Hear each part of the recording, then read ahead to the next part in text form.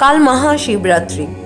শিবরাত্রির এই পুণ্য লগ্নে যদি মহাদেবের 4 প্রহরে বা বিশেষ ভক্তি ভরে মহাদেবের পুজো করা যায় মাতা পার্বতীর সহিত, তাহলে এরকম মান্যতা আছে যে মানুষ তার সমস্ত পাপ থেকে মুক্তি লাভ করেন এবং মোক্ষ লাভ করেন এবং মৃত্যুর পর মানবাত্মা শিবলোকে গমন করেন। কিন্তু এই শিবরাত্রি এত স্পেশাল কেন? ভারতবর্ষ সহ ভারতবর্ষের বাইরেও বিভিন্ন প্রদেশে মহাদেবের এই দিন বিশেষ পুজো করা হয়। কি এমন বিশেষত্ব আছে এই শিবরাত্রিতে? আপনাদের আমি সেই কথা জানাবো। অনেক দিন পর বিশেষ কথার এই সিরিজটি আবার আনতে চলেছি।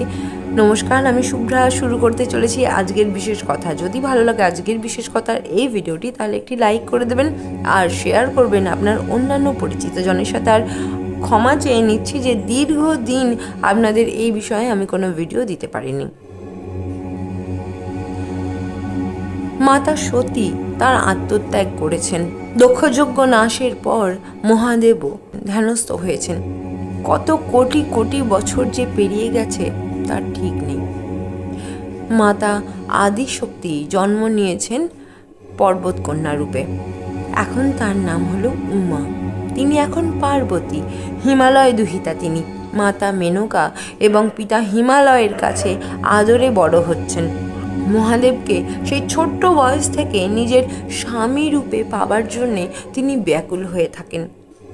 মাতা মেনকার একটু আপত্তি আছে, তবে পিতা হিমালয় কিন্তু এই বিষয়ে তার সব দিক থেকে তাকে সমর্থন করেন। এখন তো সময় এসে গেছে শিবের সঙ্গে মাতা পার্বতীর মিলনের, কিন্তু সেই পথ তো এত সোজা হওয়ার নয়, তা আরও কঠিন হবে।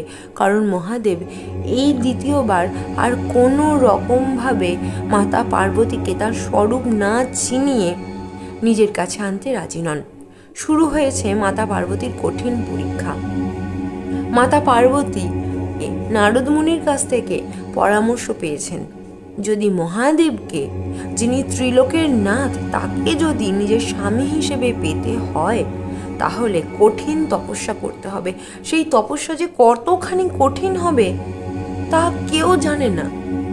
মাতা পার্বতী তো নয়, কোনো দেবী দেবতাই বলতে পারেন না যে কত কঠিন তপ করলে তবে মহাদেব তুষ্ট হবেন। মাতা পার্বতী অগ্রসর হয়েছেন সেই পথে। এক করে তার 7টি চক্র জেগে উঠতে শুরু করলো। শেষ পর্যন্ত এমন তপস্যা তিনি করতে শুরু করলেন যেখানে পাতা খেয়ে তিনি জীবন ধারণ করতে লাগলেন। তাই জন্যই তার নাম হয়েছিল অপর্ণা। তপস্যার শেষ পর্বে মাতা তখন আর কিছুই গ্রহণ করতেন না। তার শরীর কঙ্কাল সার হয়ে গেছে। জীবন ধারণের আর কোনো লক্ষণই দেখা যাচ্ছে না। এই কায়াটি, এই মানব কায়াটি যেন আর তার নয়। তিনি এখন শুধুই একটি আত্মা। পরমাত্মার সঙ্গে মাতা আদি শক্তি নিজের স্বরূপ চিনতে শুরু করলেন। মানব গর্ভ থেকে যেহেতু তার জন্ম হয়েছে, তাই এই মানব গর্ভের সমস্ত ঋণ এবং মানব গর্ভ থেকে উৎপন্ন হলে যে সমস্ত বাধা বিপত্তি এই শরীরটিকে পেরোতে হবে, সেই সমস্ত পরীক্ষায় তিনি এখন উত্তীর্ণ হয়ে গেছেন।